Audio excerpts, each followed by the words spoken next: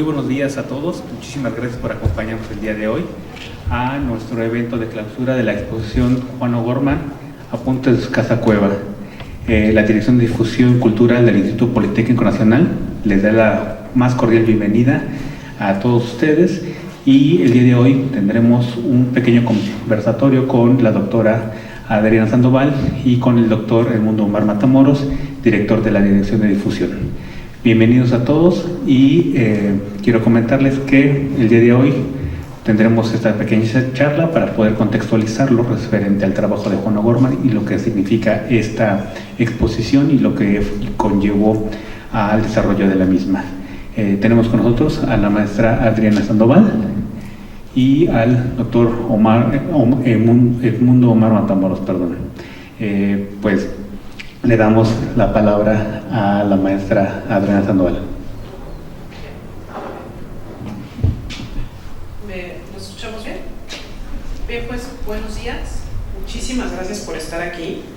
Es domingo, entonces es todavía mucho más valioso que hayan atendido esta convocatoria, que es una cita en torno a la institución en la que ustedes estudian, en torno a temas de interés, sin importar cuál sea la carrera que hayan estudiado, porque vamos a dialogar un poco alrededor de un ser humano extraordinario, como lo veremos tanto en la exposición, y también yo les sugeriría, compañeros, que pudiéramos generar un diálogo donde podamos hablar a lo mejor de cómo se realiza una exposición, cuáles son las limitantes.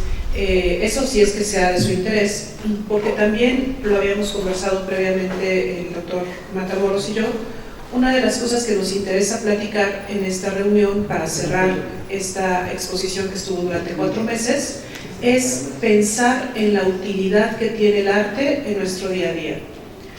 A veces nuestras actividades cotidianas nos pueden hacer pensar que el arte y la cultura se encuentran muy lejos de nosotros.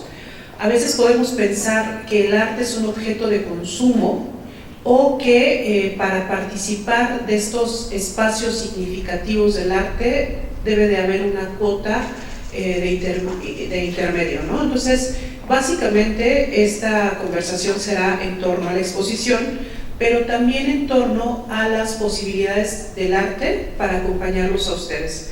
En lo personal, yo soy egresada de la Universidad Nacional Autónoma de México, de una carrera que se llama Estudios Latinoamericanos, que como su nombre lo indica, es una carrera que gira en torno a América Latina desde una perspectiva actual, pero también desde una perspectiva histórica. Hacia el final de la carrera, yo hice una especialidad que es en arte, y después hice una maestría en Estudios de Arte de la Universidad Iberoamericana. Como se imaginarán, de filosofía de CEU a la Ibero de Santa Fe hay un gran espacio que afortunadamente tuve el valor y el gusto de atravesar, lo que permitió configurar mi formación como una profesional con ciertas características. Entonces también me gustaría un poco platicar acerca de ese punto. Y escuchamos al doctor Matamoros y ya después empezamos a platicar. ¿Les parece bien? Y muchas gracias de nuevo por estar aquí. Maestra, muchas gracias. Pues bienvenidos y bienvenidas, la verdad es que me da mucho gusto verles aquí. Este es el Centro Cultural Jaime Torres Bodet, si no lo conocían, pues es de ustedes, es la Casa Cultural del Politécnico, es el centro de cultura más importante de nuestra institución. De aquí se desprenden todas las actividades que están desarrollándose en sus espacios académicos. Entonces me complace que estén aquí. Como bien comenta la maestra, es domingo, que en realidad pues para el arte y la cultura pues cualquier día es bueno y es importante. Entonces nos complace mucho recibirles, igualmente a las personas, a los invitados e invitadas especiales. Nos da mucho gusto que estén aquí acompañándonos y efectivamente creo que el centro principal o el eje de esta conversación es en torno a la exposición que el día de hoy se clausura. Exitosamente estuvo expuesta desde el mes de mayo y el día de hoy se termina, digamos, este ciclo, pero creo que da pauta a abrir otras oportunidades en torno al mismo personaje que es Juan O'Gorman, que finalmente es un gran gran personaje histórico para nosotros como institución, y seguramente ustedes a partir de esta exposición podrán tener una visión de él mucho más adecuada. Entonces, la intención es platicar brevemente con ustedes y poder pasar pues a la parte más interesante, que es la exposición. Y la verdad es que aprovecho también para agradecerte, maestra, porque los recorridos que la maestra da en la exposición, pues lógicamente ella es la curadora. Pues la verdad es que es una gran experiencia también para ustedes que hoy la maestra pueda acompañarnos en este recorrido. Entonces pues comenzamos, maestra, adelante con lo que tú gustes. De acuerdo. Vamos a, bueno, se me olvidó comentarles algo que es muy importante. Tengo trabajo como docente universitaria desde hace 11 años. O sea, cuando yo empecé a dar clase, mis alumnos tenían 22 y yo tenía 25. La brecha que había entre mis alumnos y yo era muy cortita, y afortunadamente he dado clases durante 11 años y me ha permitido tener una relación muy directa con los jóvenes, ¿no? Para mí, afortunadamente, por una formación previa donde tuve muchos profesores que me apoyaron, pero de verdad, compañeros, no saben cuántos profesores me ayudaron, me fortalecieron, porque las carreras profesionales y en sí la vida tiene que ver con una serie permanente de retos y cómo nos posicionamos frente a ellos. La exposición que ustedes van a visitar el día de hoy es justamente resolver un problema. La educación universitaria, la educación en general, nuestra actitud frente al conocimiento, les sugiero, compañeros, que así lo manejen, tiene que ser una problemática. Cualquiera de las materias que estén sobre la mesa puede tener una cualidad descriptiva. Por ejemplo, quién es Juan O'Gorman, qué es la Casa Cueva, cuándo se construyó, cuándo se destruyó. Y si yo me ciñera solamente a la parte descriptiva, como bien lo indico, estaría haciendo una descripción.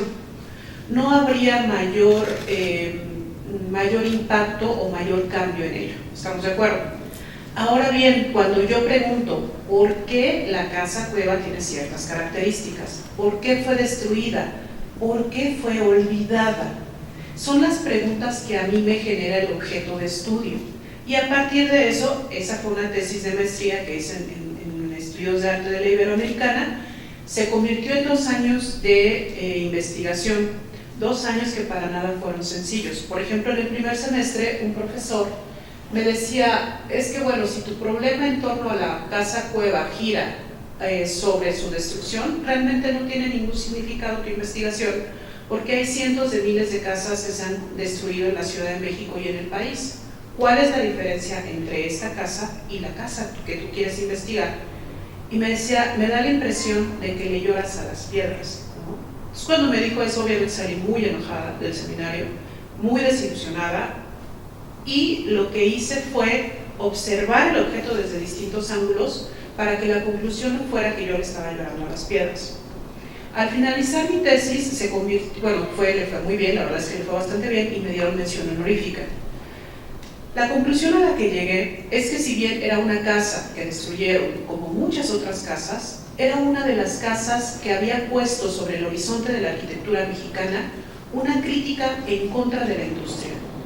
Criticaban esta práctica que se hizo tan común en los años 50, donde toda era modernidad e industria, y O'Gorman veía con mucha resistencia a esa cualidad del Estado mexicano. Avisoraba que el sistema capitalista y la modernidad industrial iba a convertirse en un caos, que es el que estamos viviendo. Cuando me di cuenta de eso, me di cuenta que era una historia poco conocida, que mientras que en los años 50 se piensa que México está a la vanguardia y está construyendo espacios verticales, había un pequeño grupo de hombres y mujeres que estaban haciendo una crítica a ese respecto. Por consiguiente, la casa dejaba de ser solo piedras.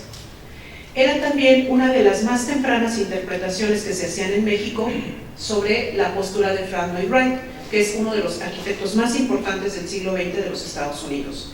Y esto no lo quiero pensar desde una perspectiva colonizante, de, es que como es Wright, entonces nosotros nos sumamos a Wright y ya palomita para el tercer mundo. No, había una coincidencia en relación a la conciencia de la cultura local y de la integración de los materiales locales.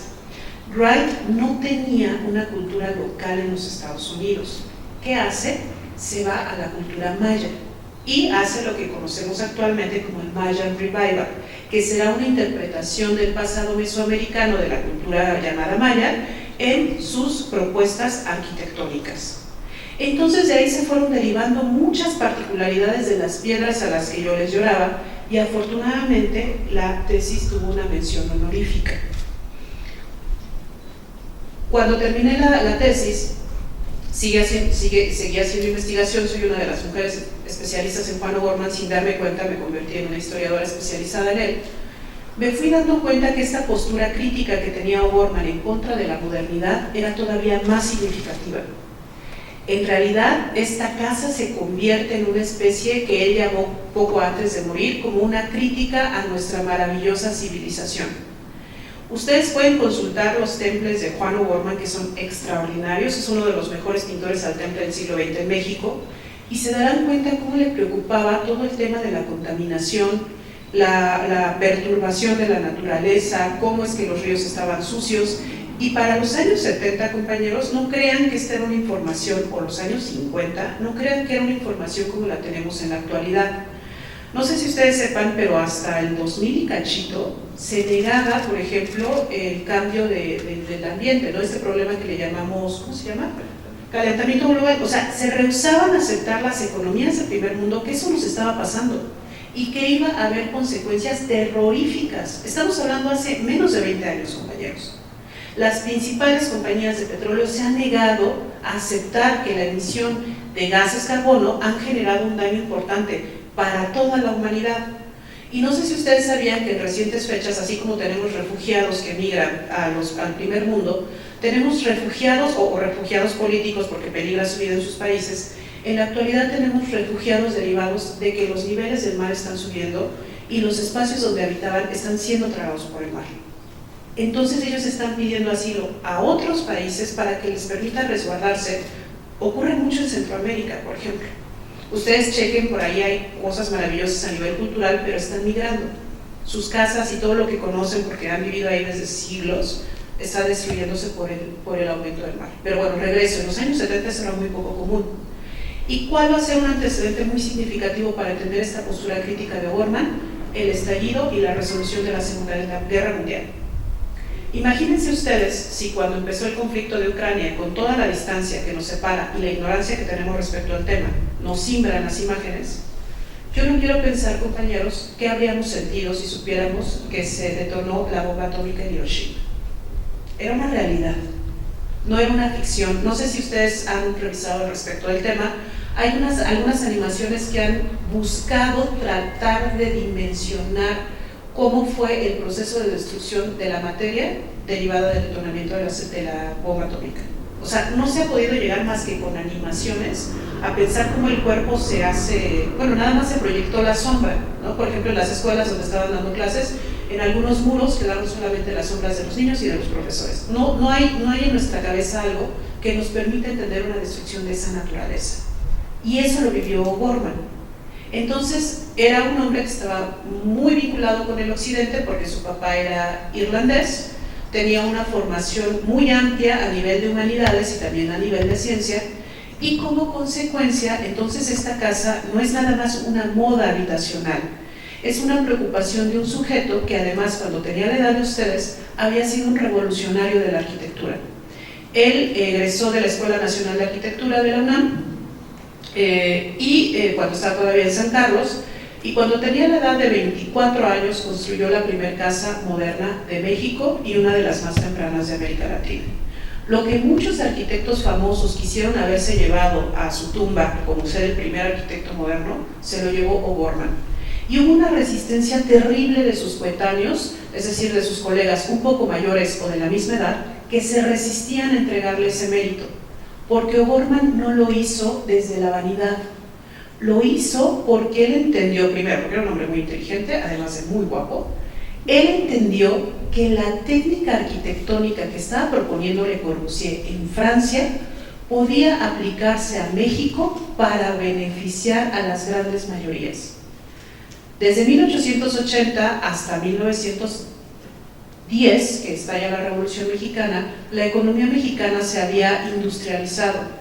Muchos campesinos habían migrado a la Ciudad de México. Y esos campesinos, aunque trabajaban en las necesidades de la industria, no tenían casas decentes, no tenían escuelas decentes. O sea, O'Gorman cuenta que en las escuelas de los años 30, públicas, no había baños, no había lavamanos, no había espacios de ventilación, y ahí era donde iban a educarse los hijos de los recién migrados campesinos.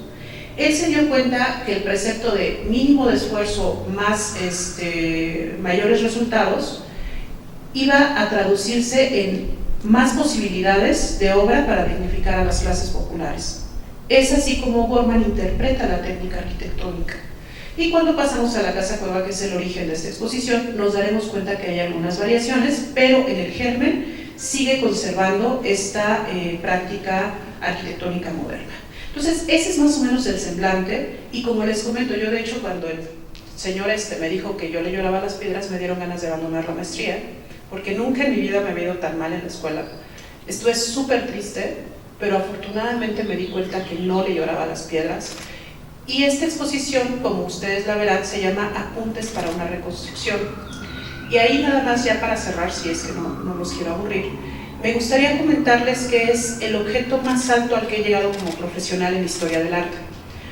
Regularmente los historiadores del arte se piensa que están con un montón de libros en un escritorio escribiendo cosas que a muchos les aburren, ¿no? O sea, regularmente creo que, así como pensamos que los químicos son muy difíciles, o los físicos o los ingenieros son muy difíciles porque odiamos las matemáticas, los que estamos en el otro lado, ustedes a lo mejor pensarán que la historia es un poco aburrida, no lo sé, ¿no? En mi caso sí, es mucho de memorizar y a mí eso no me gusta. Lo que yo hice con esta exposición fue demostrar que el historiador del arte tiene una capacidad social comprobable: detectar la destrucción de un inmueble y proponer su reconstrucción. La reconstrucción se realizó a través de documentos, fotografías, testimonios del propio O'Gorman, entrevistas, algunos testimonios que andan por ahí todavía. Y después de ahí hubo un compañero que se llama Iván Arellano, que realizó una tesis de doctorado en Cataluña, donde él, siendo arquitecto, empezó a ver las fotos, todas las fotos que se habían hecho de la Casa Cueva, y fue derivando los planos. A consecuencia de eso, entonces yo tenía la investigación histórica, él tenía los planos, y alguien extraordinario y maravilloso, que es el arquitecto Javier Senosiain, tenía la capacidad y el equipo para poder echar a andar esas dos cosas juntas. A consecuencia de ello, ustedes podrán ver la maqueta de la Casa Cueva, que es una reconstrucción real. Es decir, es una investigación profunda que nos permite ver cómo fue esa casa que se destruyó en un contexto muy confuso. Hay nombres y personas que se señalan entre ellas, pero a nivel de historia no hay documentos que nos permitan aclarar el punto. Lo único que Juan dice es que la vendió y pidió que los nuevos dueños no la maltrataran y la destruyeron. Entonces, incluso O'Gorman se muere pensando que su casa la habían dinamitado y que no había quedado piedra sobre piedra.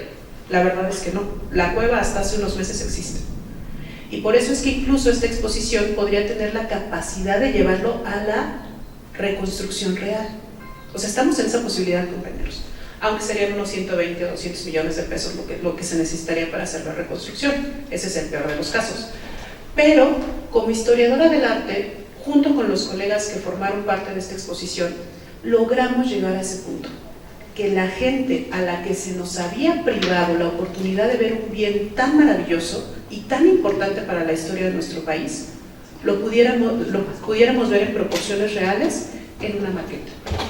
Ese es, a grandes rasgos, el sentido del contenido de la exposición. Acaba de ver a Maribel Portela. Muchas gracias por estar, Maribel. Suma también, ella forma parte de los autores que forman parte de la exposición, porque no solo es Juan O'Gorman. Esta exposición, cuando se fue al Palacio de Bellas Artes, que es la sede que antecede a esta, yo les voy a ser absolutamente honesta, a mí me dio mucho gusto, me llené de tanto gusto que yo quería que la mayor cantidad de gente pudiera participar de una exposición en Bellas Artes.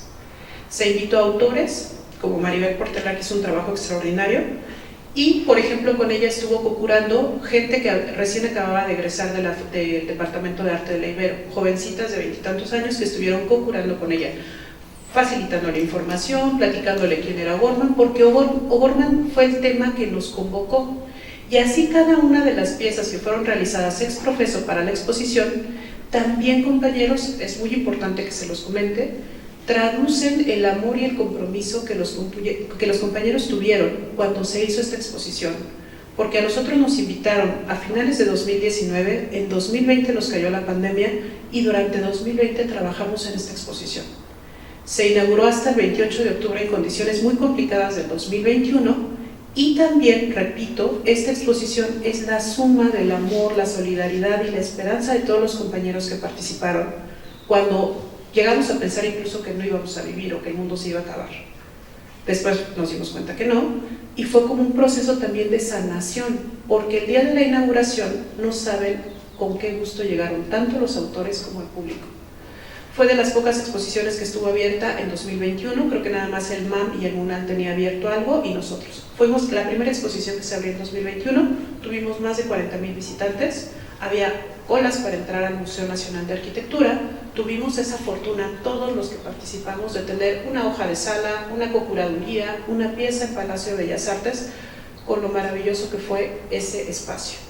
Entonces, a grandes rasgos sería esa la situación, no sé de cuánto tiempo dispongamos, si quisieran hacer preguntas o cerramos, no sé.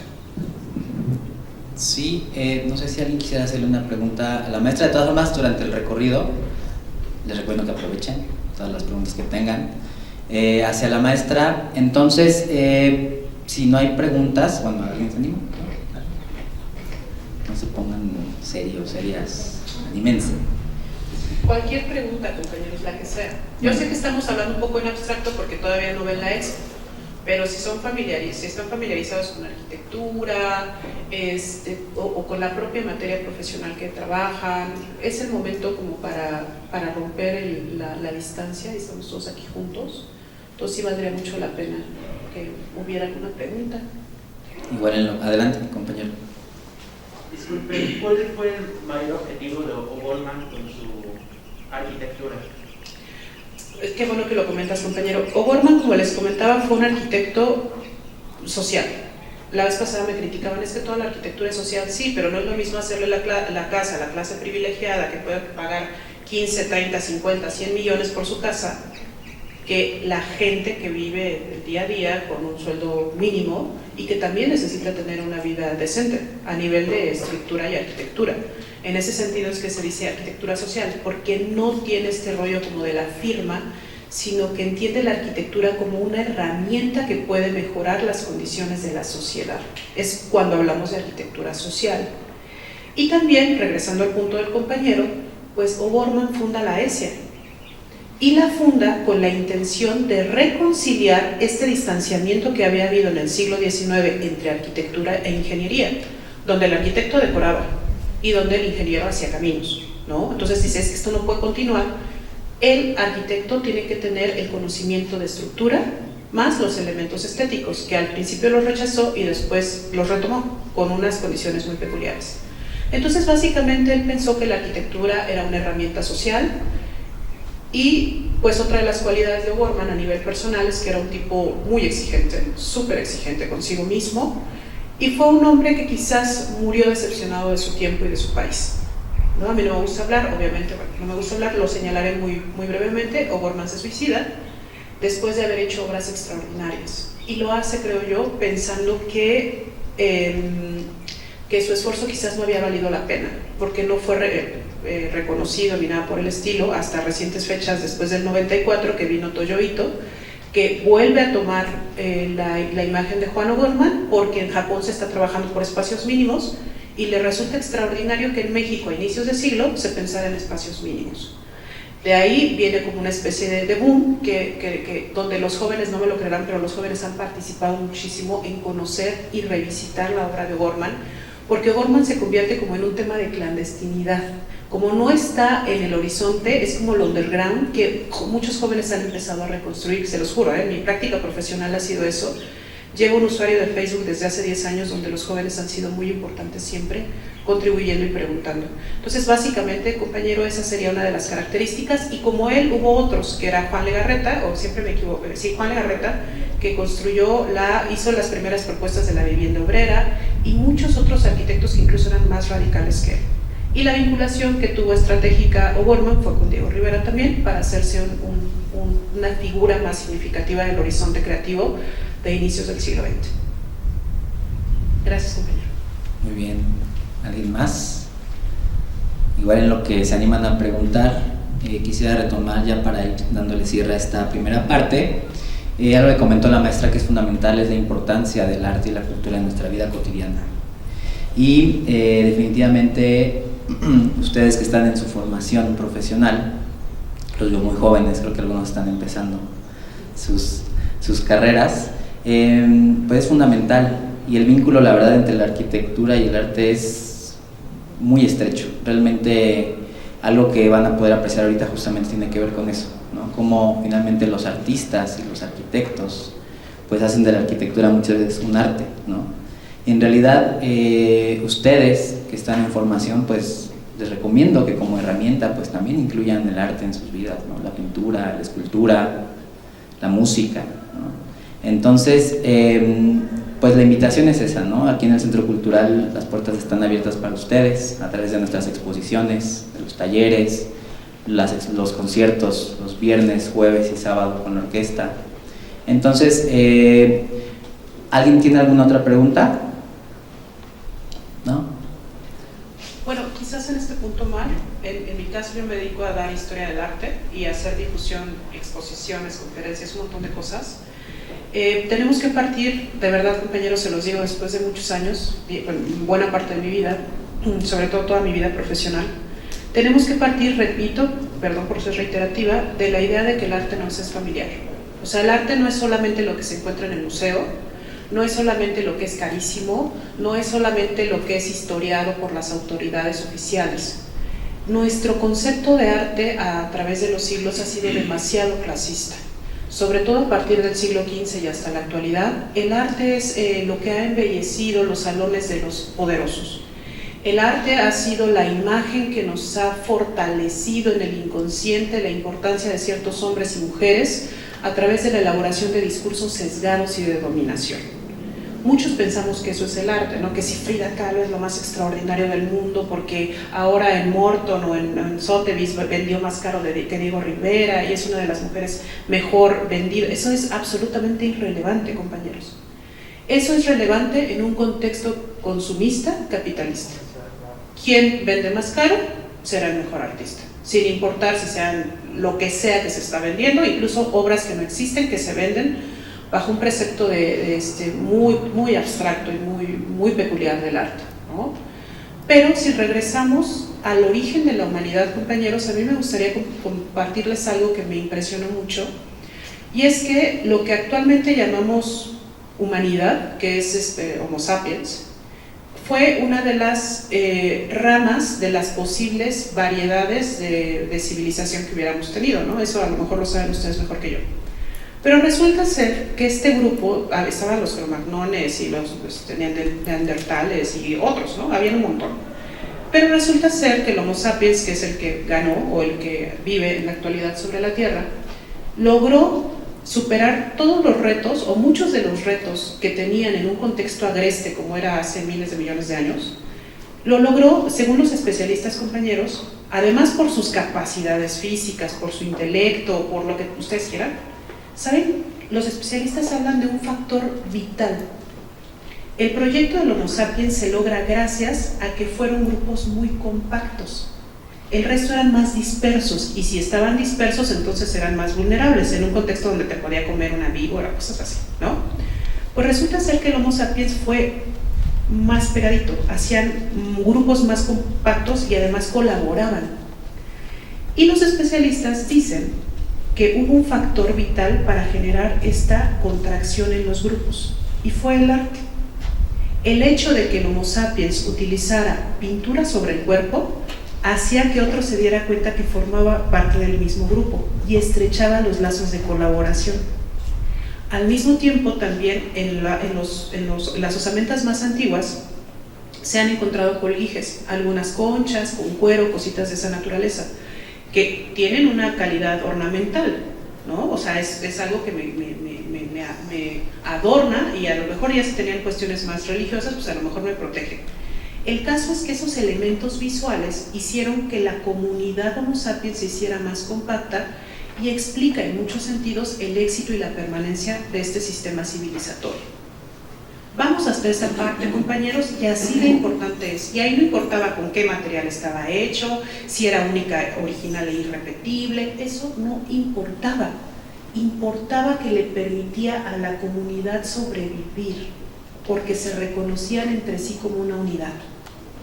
¿Se dan cuenta de la maravilla del arte? A eso tenemos que volver, compañeros. Cuando en lo personal he estado trabajando mucho por estos temas, y bueno, resulta ser, ¿cuál sería una de las prácticas para hacer arte más sencillas, que tenemos a la mano sin gastar un solo peso y sin ser tan exigentes en los resultados? Así, lo más inmediato, ¿qué tenemos para hacer arte que no nos cuesta un peso? Creo que todos los que estamos aquí lo podemos hacer. ¿Qué fue? El dibujo necesitas un lápiz o una tiza o un carbón, pero funciona, ¿no, compañero? Cantar. El ser humano llega, a reserva de los que tengan problemas con esa parte, nace con un instrumento natural, que es la garganta. A partir de eso, compañeros, podemos cantar. No necesitamos comprar un piano, que me acabo de enterar son carísimos, ni un arpa, ni ninguno de esos instrumentos que son muy caros e impiden que mucha gente estudie música. Podemos cantar. ¿Qué otra cosa podemos hacer ya que cantamos? Bailar, aplaudir, percutir. Y los hombres en las cavernas hacían eso en torno al fuego. Otro dato importante para generar relaciones significativas a través del arte. ¿Por qué les comento esto, compañeros? Porque en lo personal, mi mensaje siempre ha sido, como profesora y como difusora de arte, que los historiadores del arte no tenemos mayor sensibilidad. No somos ni mejores ni peores, sencillamente nos hemos especializado. Y que el arte es un lenguaje que cualquiera podemos entender. Cualquiera. Al ser un hecho humano, y siendo nosotros humanos, nos es un acto familiar. Y de ahí, compañeros, por favor, empezar a deconstruir esos estigmas, esos prejuicios que nos han hecho creer que si no tenemos dinero, que si no tenemos cierta educación, somos incapaces de entender el arte. ¿De acuerdo? O sea, si nos vamos hasta ese punto, desde ahí ha estado el arte y ha sido muy significativa para la humanidad. Entonces, yo sé que Maribel me va a odiar, pero ¿puedes pasar, Maribel? Por favor.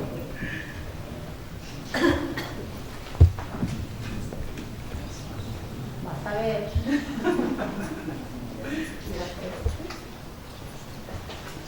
Sería, no sé, compartir un poquito lo que pasó en el contexto.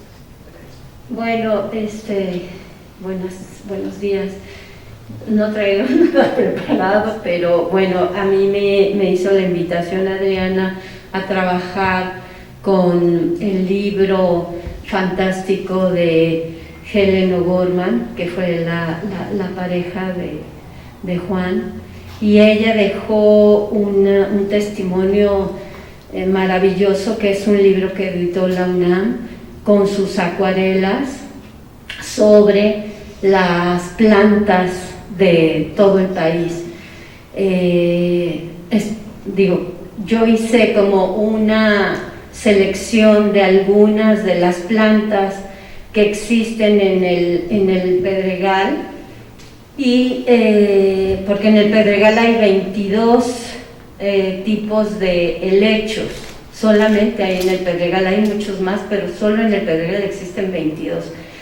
Yo escogí algunas piezas de los helechos y también otras plantas que tienen este vínculo con el Pedregal, que es la zona donde se encuentra la casa cueva, y también hay un dibujo, una acuarela que también tomé del libro de Helen, algunas imágenes de las plantas que tienen que ver con el fuego. Y bueno, yo estoy muy agradecida de participar en este proyecto, porque Adriana es una mujer súper profesional, muy, no se detiene con todo lo que de pronto requiere hacer un proyecto como este. Entonces yo estoy muy agradecida por eso y espero que disfruten la exposición. Muchísimas gracias. Pues, sí, ya vamos a cerrar. Ok, Vamos a muy bien. ¿Alguna cosa, compañeros? Para cerrar. ¿Por qué cree que lo que mencionaba de que Juan O'Gorman está un poco oculto, siendo que sí, por ejemplo, hizo las casas de Diego, Frida y hasta el mural de la biblioteca? Qué bonita pregunta. Justamente, compañeros, ahorita que se encuentren con Biblioteca Central, casi no la van a reconocer. Era una de las cosas que nos tenía más nerviosos en esta exposición, porque hicimos una interpretación de Biblioteca Central y yo tenía pánico. O sea, ¿cómo un edificio tan representativo de la Ciudad de México nos van a aceptar que lo interpretemos y lo van a acoger como una posibilidad de representación? Fue muy difícil. De verdad estaba yo muy nerviosa cuando abrimos la exposición. ¿Y por qué la Biblioteca Central? La Biblioteca Central en la producción de Juan O'Gorman se ha convertido como la punta del iceberg, lo visible. Y es más, si ustedes le preguntan a un montón de compañeros universitarios, nadie sabe quién lo hizo. Es maravillosa, nos encanta, nos tomamos selfies, lloramos cuando estamos en el extranjero o ahí enfrente porque es extraordinaria, pero no sabemos quién la hizo. Desafortunadamente eso ha sido una dificultad de la difusión de la propia universidad y de la propia historia de la arquitectura. Ahora bien, ese recubrimiento de 4.000 metros cuadrados con piedras naturales es el resultado de toda una vida. Por eso yo decía, es como la cima, la punta del iceberg. Y abajo tenemos un montón de elementos que entender. Y la exposición en algún sentido va explicándolos. ¿Por qué es tan olvidado? Es muy valorado, es que Biblioteca Central es de lo más fotografiado y todos estamos felices. Pero nos incomoda esta parte crítica de O'Gorman, donde denunció la ausencia del Estado para cubrir un montón de cosas para la sociedad mexicana que había puesto su cuota de sangre en la revolución. Él nunca olvidó esa parte. De hecho, O'Gorman en el 68, en el contexto tan complicado para los estudiantes, le tocó hacer unos murales en el Museo Nacional de Historia en Chapultepec.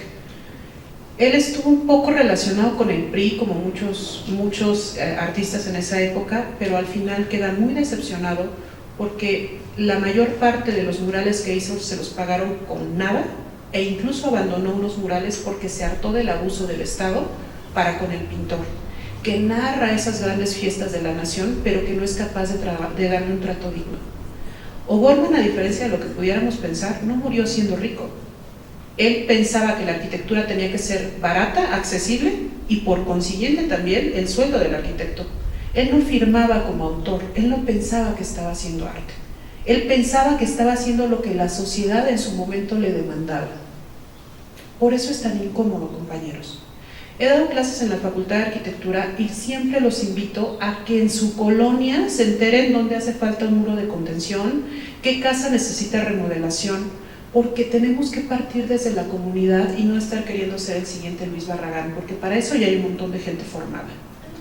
Y más aún, compañeros, esto es muy importante, cuando estudiamos la educación pública, cuando nos cuesta nada lo que estudiamos. Ahí todavía tenemos un compromiso mayor con la sociedad, porque la sociedad es la que nos está proveyendo de esta información. Y cuando nos dicen es que es arquitecto y terminó siendo taxista, bueno, pues es algo muy trágico. Pero si fuimos educados en educación pública, estamos obligados a regresar a la sociedad parte de lo que nos dio. Y entre eso romper el clasismo entre los oficios y las profesiones de inmediato, compañeros. Por eso O'Gorman es tan incómodo.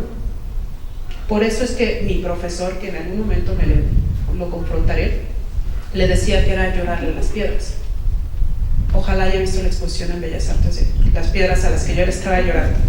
Ese es el punto, compañeros, fortalezcanse. El mundo está muy complicado y les van a decir que nadie los está esperando allá afuera, pero les apuesto que en su casa, en su familia y en su comunidad, el trabajo que ustedes están haciendo es muy importante. Nada más que dejemos de querer de ser el siguiente Luis Barragán, porque eso también trae consigo la construcción de un discurso sesgado, un montón de esfuerzos que no se notan, y digo, perdón, Barragán o cualquier otro artista muy importante. Eso no se logra así, se logra con todo un sistema, académicos, difusión, un montón de lana para posicionarlos y pensar que son lo más fregón que ha existido. Pero así como son de grandes sus figuras, así de largas son sus sombras sobre un montón de hombres y mujeres que fueron muy importantes y que aún no conocemos. Esta exposición, en el peor de los casos, ya más radical y romántico, es un derecho por conocer la verdad.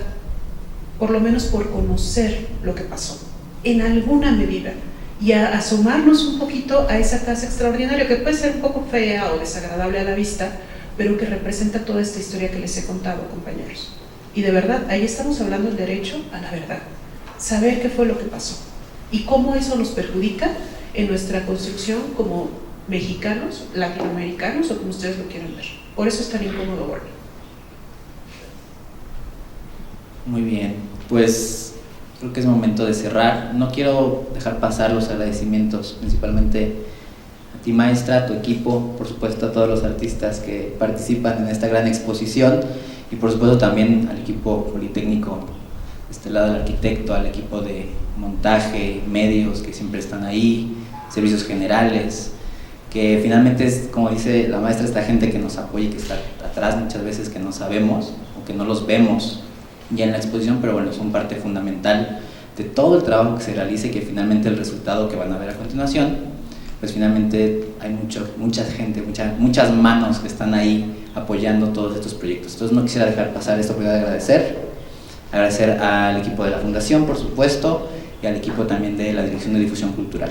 Gracias por su tiempo y bueno, nos falta la segunda parte. Muchas gracias.